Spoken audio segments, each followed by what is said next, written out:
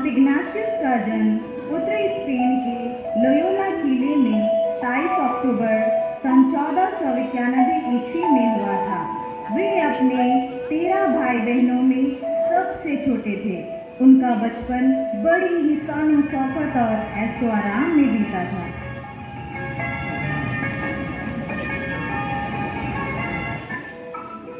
धार्मिक शिक्षा के साथ ही साथ उन्हें युद्ध की कला भी सिखाई गई। जब वे कुछ बड़े हुए अर्थात जवान होने पर उसे एक राजघराने की लड़की के साथ प्यार हो गया। वे किसी भी कीमत पर उसे पाना चाहते थे।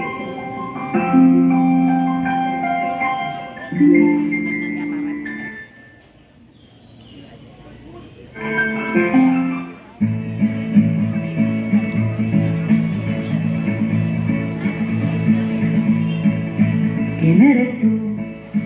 Un día estás, he removido cielo y tierra y no te encontré.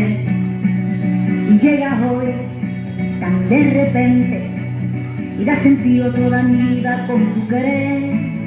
ना मैं समझा ना मैं जाना जो भी तुमने मुझसे कहा है सेन्योरिटा, मगर फिर भी न जाने क्यों मुझे सुन के अच्छा लगा है senorita. No desvíes la mirada, quédate cerca de mí. मुझको बाहों में तुम घेरो संगीना सेन्योरिटा।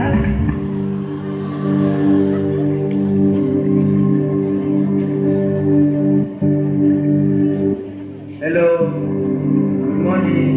Good morning. आप कहीं जा रहे हैं? क्या ये बंदा कुछ समय ले सकता है? नहीं नहीं सर, अभी हम जल्दी में हैं। तो क्या मैं आपको छोड़ दूं? आपको कुछ साथ मिलेगा? नो थैंक यू, अकेले जा सकते हैं। क्या ऊपर वाले, क्या यही तुम्हारी मर्जी? कितना अच्छा मौका हाथ से निकल गया। क्योंकि वह लड़की बड़ी ही संभ्रांत एवं नोबल परिवार की थी, अतः इग्नाशियस ने उसका दिल जीतने के लिए स्पेन की सेना में भर्ती होकर सेनापति की कमान संभालने की ठान ली। वे चाहते थे उस युक्ति का हाथ और दुनिया उनके कदमों के नीचे। सौभाग्यवश वे सेनापति बने और उसी वर्ष 1521 ईस्वी स्पेन और फ्रांस के बीच लड़ाई छिड़ गई। युद्ध पम्पलोना के युद्ध इग्नाशियस के लिए इससे अच्छा क्या हो सकता था। वे हर हाल में युद्ध में विजय होकर अपने सपनों की राजकुमारी को प्राप्त करना चाहते थे।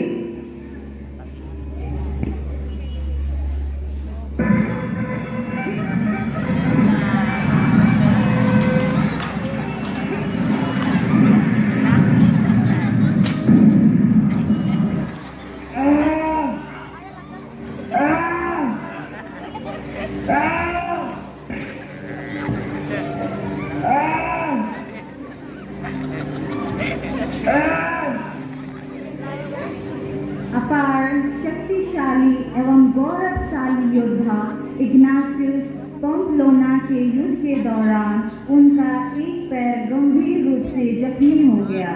उन्हें तत्काल अपने साथी सिपाहियों द्वारा महल ले जाया गया। वहाँ डॉक्टरों की निगरानी में उनका इलाज शुरू हो गया।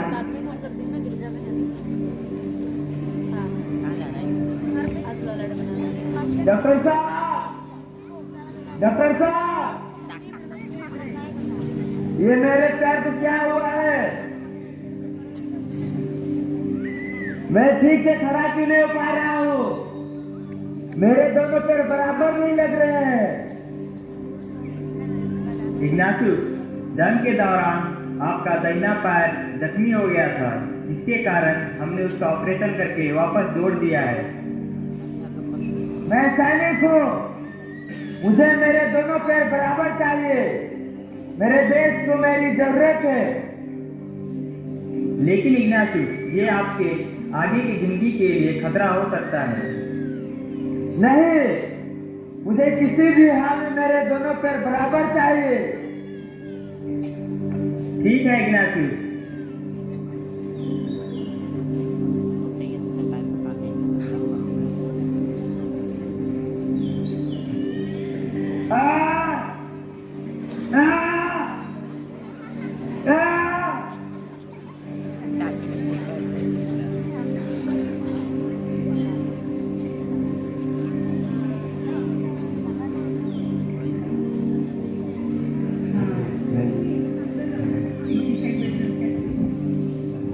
अभी आप आराम कीजिए, अभी आपको आराम की जरूरत है। सिस्टर, इनकी दवाइयाँ हमने दे दी है डॉक्टर।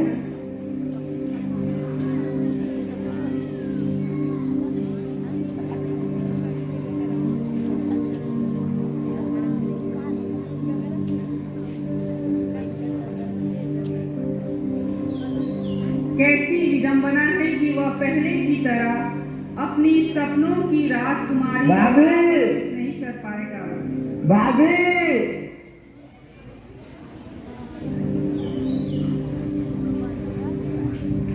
क्या हुआ इग्नासियस?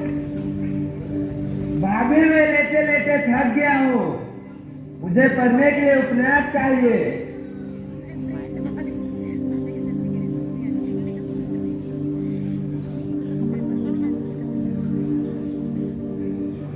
ये दो किताबें, एक है संतों की जीवनी, दूसरी है यीशु ख्रिस्त की जीवनी।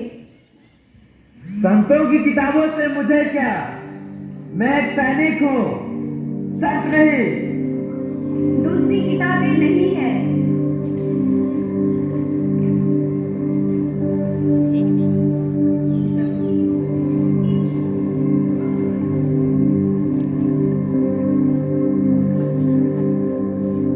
जो किताबें उन्होंने अपने इलाज के दौरान पढ़ी, वे किताबें उनके हृदय को बदल दिए। जिस तरह महान संतों ने अपने संपूर्ण जीवन को ईश्वर की सेवा एवं समाज की भलाई के लिए समर्पित कर दिया, जैसे संत अगस्तीन, संत स्टेफन ने अपने जीवन में महान कार्य किए, तो क्यों न उसी प्रकार मैं भी अपने जीवन को समर्पित कर दूं।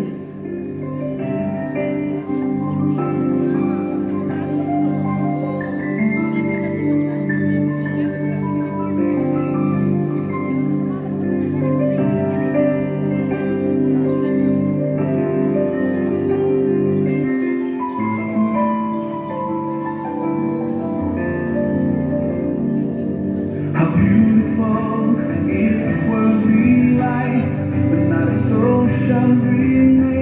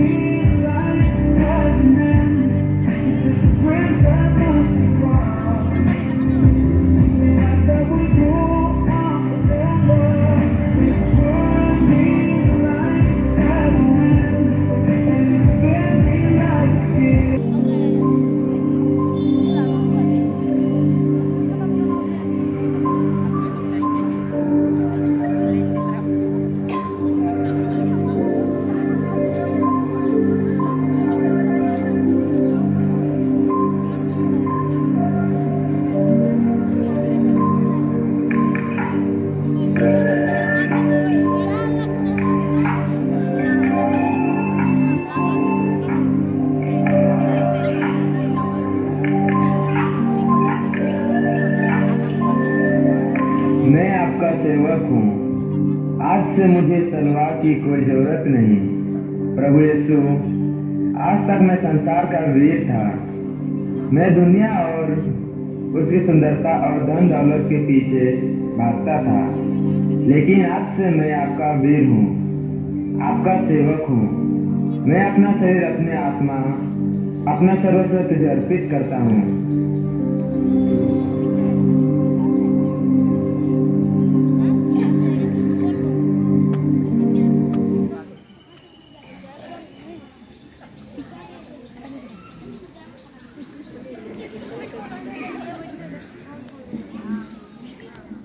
मोंसेरात की गुफा में 10 से 11 महीने तक तपस्या किए और प्रार्थना में लीन रहे और पश्चाताप, अपने पापों के लिए पश्चाताप किया।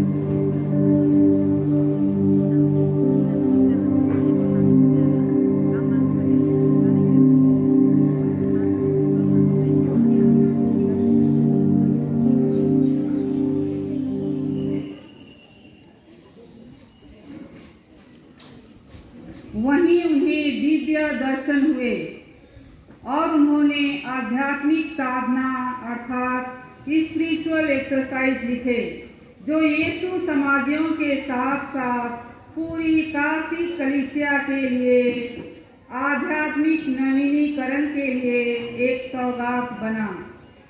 स्वयं ईश्वर को समर्पित कर वे कल्याण कार्य में लग गए।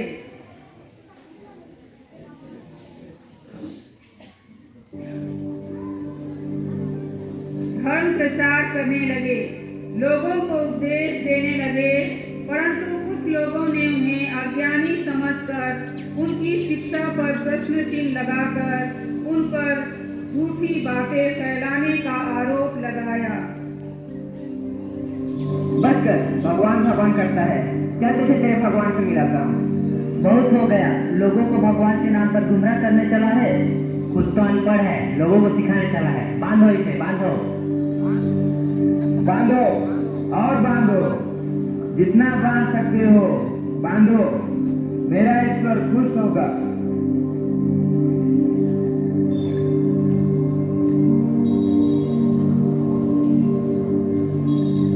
जेल में इतना प्रताड़ित होने के बाद इग्नातियुस ने यह फैसला कर लिया था कि अब उन्हें प्रीस्ट बनना है। उन्होंने अपने आप को तीर्थ यात्री बनाकर पवित्र भूमि की यात्रा की, जहां यीशु ख्रीस्त ने अपनी पूरी जिंदगी बिताई थी।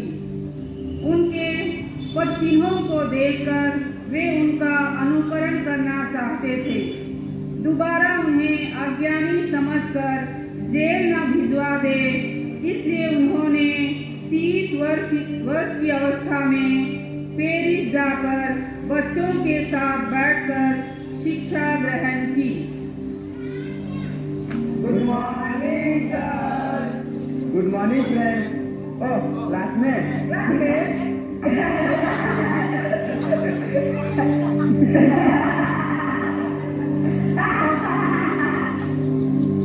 उन्होंने लैटिन की पढ़ाई 10वीं के बच्चों के साथ की।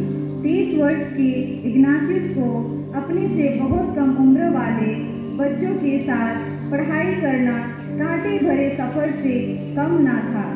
समाज के तानों का सामना करते हुए जो कि अपनी जिंदगी ऐशो आराम से गुजार रहे थे।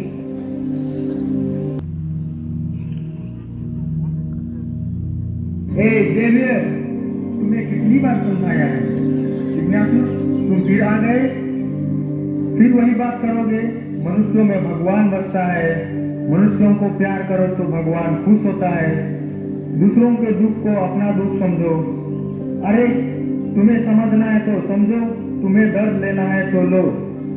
मैं फ्रांसिस जेवियर संसार का अमीर आदमी बनना चाहता हूँ। संसार में नाम कमाना चाहता हूँ। जेवियर, हाँ बोलो। मनुष्य को क्या लाभ यदि सारी दुनिया ही कमा ले पर अपनी आत्मा ही गवा दे?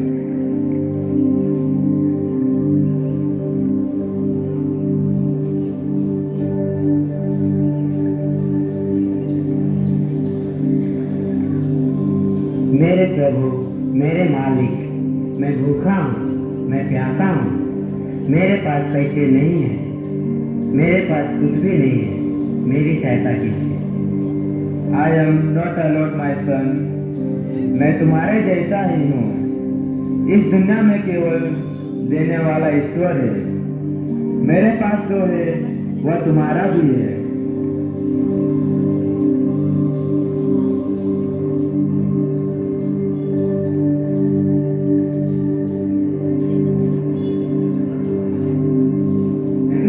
तुम भिक्षा मांगते हो, उसी से गुजारा करते हो और बचे हुए पैसे भिखारियों को देते हो।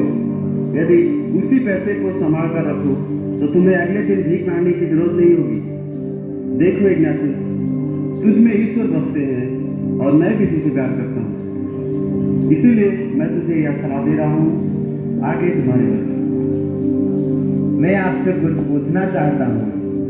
अगर ईश्वर आपसे कुछ मांगे तो क्या आप मना कर पाएंगे?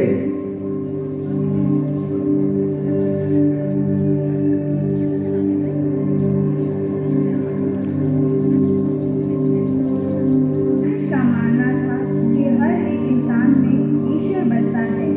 अपने ऐसे ही कल्याणकारी मित्रों के साथ उन्होंने यीशु समाज को संगठित करने का सोचा, जिसके लिए उन्हें रोम जाना पड़ा। वहां पहुंचकर उन्होंने पोप थर्ड के सामने यीशु समाज की स्थापना की इच्छा व्यक्त की। उनके समर्पण को देखकर उन्हें इजाजत दे दी है।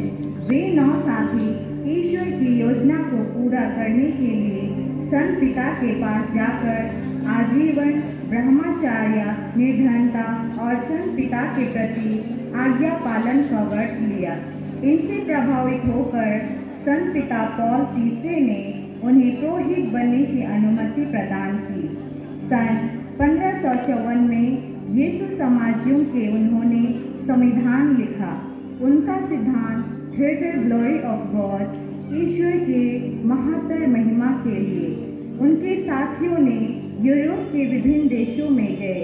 उनमें से एक फ्रांसिस जेवियर जो भारत आए, जिनका पार्थिव शरीर अभी भी गोवा के बोन जेसु में रखा गया है।